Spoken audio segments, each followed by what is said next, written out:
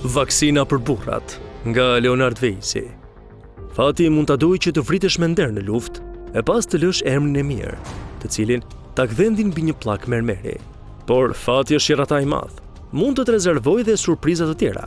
Fjala vjen, shpëton nga plumbi i luftës dhe vdes pasi ke marrë një gjilpër e të ka bërë reaksion medikamenti i shishes. Kjo është akoma më keq, se larmë të varur dhe nuk merr as titullin e dëshmorit, dhe po se more titullin, ata të familjes nuk marrin as pensionin. Shkurt, shkon për dhjam qeni, dhe me shumë gjasa, gojët e liga që nuk rrin dot pa folur do të thonë. Ishte luan në luftë, por iku si lepur në paqe. Hej bela, ne na ha meraku se çdo thuhet edhe pas vdekjes. E që thoni ju, mua personalisht më doli emri të bëja vaksinën kineze. Nuk pata fat për të marrë Pfizerin që të mbron 95%, as AstraZenecan, madje as Sputnik 5-ën, por pikërisht Sinovac. Sherri po kishte plasur prej kohësh. Ca do sugjeronin me bindje të thellë, bëjeni se është ultra.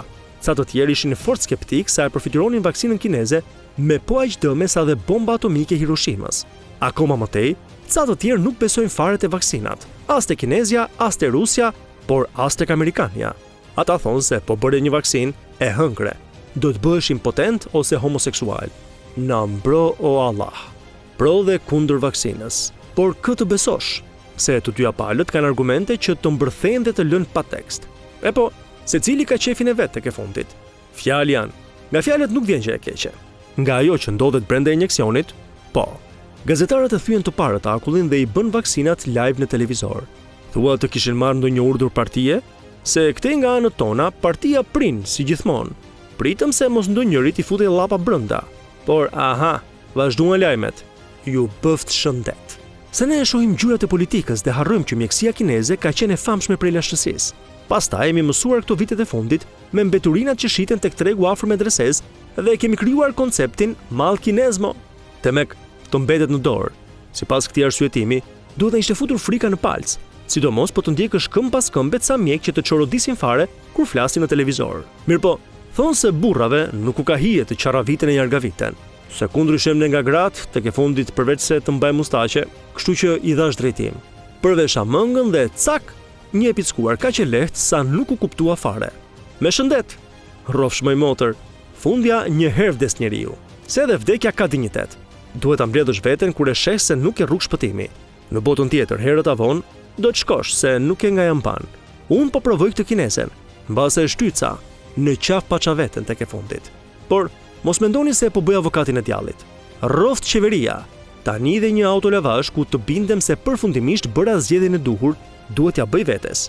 Gjithsesi, unë në fakt bëj punën time si gazetar, atë që kam 30 vjet që e bëj. Sepse menjëherë pasi bëra vaksinën në kushtet adaptuara mirë, me punonjës policie që mbanin rregullin, punonjës social që të orientonin dhe punonjës mjekësie fort të kujdesshëm, unë do të marr sërish rolin e oponentit. Poshtë qeveria. Dhe pas kësaj, do të nisë të kritikoj sërish sistemet, atë të mjekësisë dhe të policisë, sepse kjo është detyra e një gazetari, të ngrej probleme, madje dhe aty ku nuk ka. Vaksina kineze është truar këmbkryq tek sheshi Skënderbej.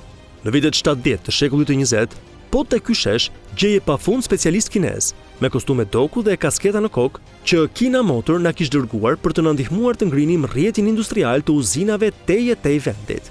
Pamja po përsëritet në vitet 20 të shekullit të 21. Vaksinat kineze kanë ardhur të na japin një dorë në malore. E po, misia e vjetër si vera e vjetër nuk harrohet kollaj.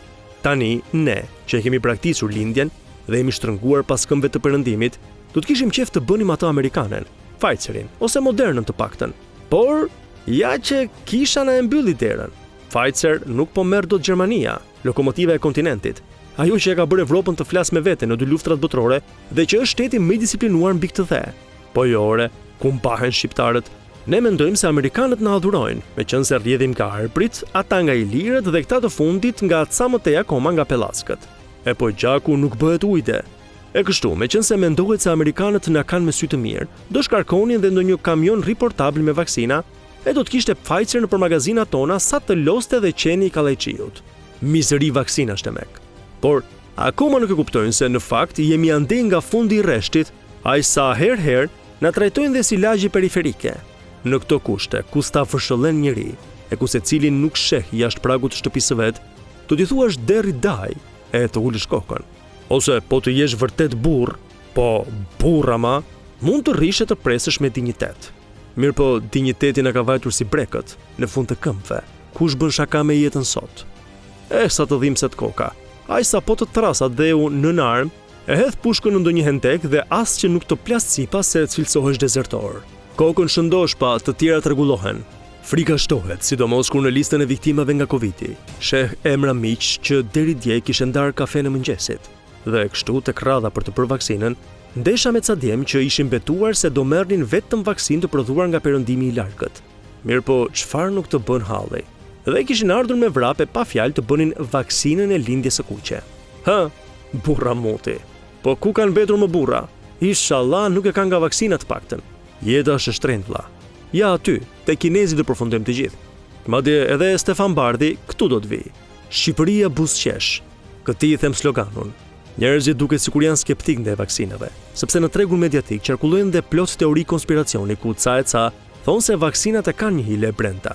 Por vlla, patjetër që e kanë, se kimikate janë. Por çuditërisht, edhe pse marrim tërë ditën e ditës kimikate që ta shkurtojnë jetën, njeriu po jeton më gjatë se para 100 vitesh kur gjithçka ishte bio. Si ka mundësi kjo? Si ka mundësi të marrësh farmak me grushte dhe të jetosh për bukuri? Si ka mundësi që të bombardohesh me kimioterapi e cila vret e pret qilizat, të këqijat, por edhe të mirat i merr mbar dhe të mbijetosh e ta mundësh kancerin? A duhet besuar shkenca apo tek teoritë e konspiracionit? Nuk po zgjatem më shumë, sepse të gjitha këto do të mund t'i trajtojmë në një edicion tjetër. Ndryshe, çupa puna.